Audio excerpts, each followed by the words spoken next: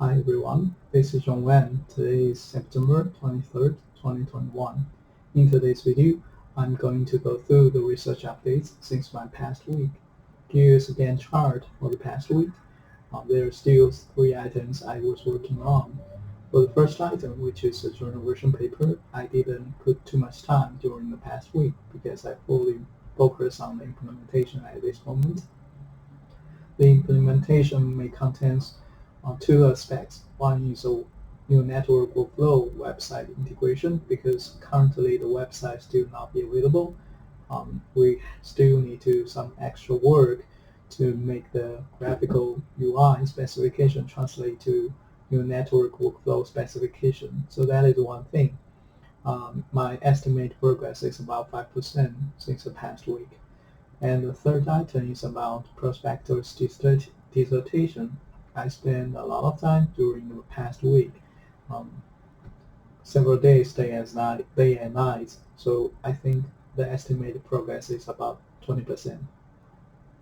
So here is one quick update from past week because I encountered one of the error in the graphical UI when I drag the new network layer from the panel to the UI, so that caused an error. So I realized after some debugging, I realized the problem was because the class instantiate from the data view or from the website is actually not from the downloaded file, but from the file within the local projects. So whatever on the data views project on the server, the file inside that will be called instead of the one that's downloaded from your Dropbox.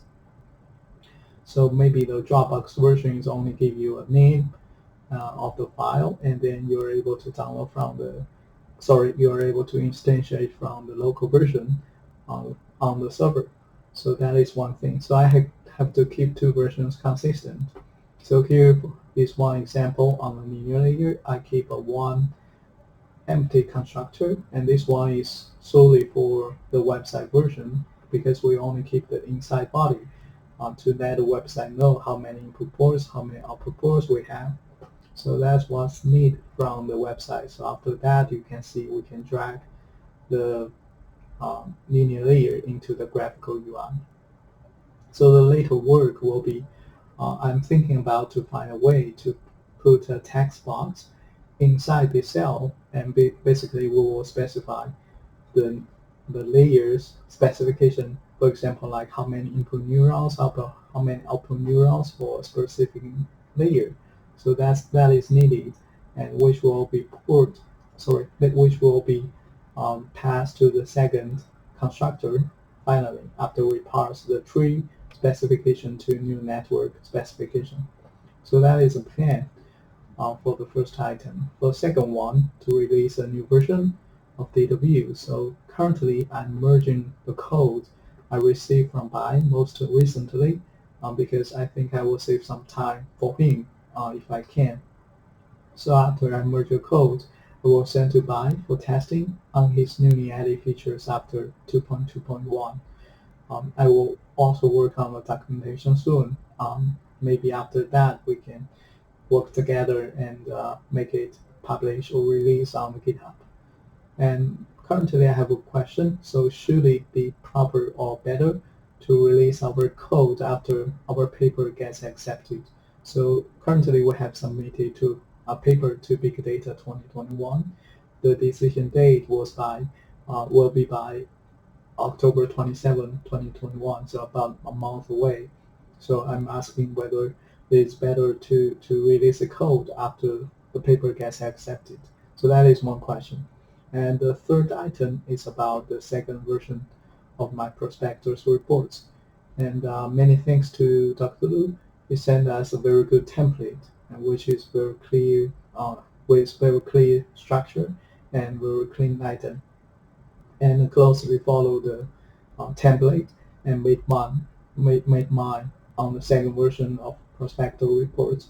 And I remember my first version is about only 20 pages, and this one is about 5 times more. So I think this one is a big progress, at least from my side. So So I have about 6 chapters to describe a prospective dissertation, and for example, like introduction, related work, and proposed solution. And in this section, I try to justify why we are going to include this kind of works. For example, why we need to have a survey before we design the new architecture to support deep learning in data view, and why we have second proposed approach to have deep learning available in data view system. So in short, we want to keep our work extensible to other software management systems as well. So that's why we want to make a survey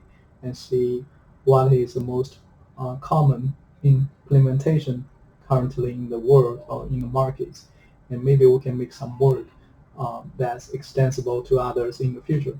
And the second thing is about we want to maximize the possibility that our deep learning implementation um, can utilize existing tools in software management system. Sorry, the workflow management system. So we want to maximize this possibility. For example, like the scheduling algorithms, we want to see whether there is any possibility to reuse that for deep learning neural networks. So that is a survey we're trying to make and focus on. So and second, we include 2 papers. I haven't included the journal version of the survey paper because I think that's not published yet. And I also plan to publish that again in the ACM journal because I think um, I still hope to try the best and hope to spend some time to make that a really better one, and hope we can submit 1 year after the rejection date. So that is a rule by ACM Computing Journal. So that is the plan, and also I put some work on the proposed research. So basically something we have been done and something we are going to do in the next few months or year. So that's something I've been worked on in the past week, and hopefully you enjoy this video, and until next time, happy coding.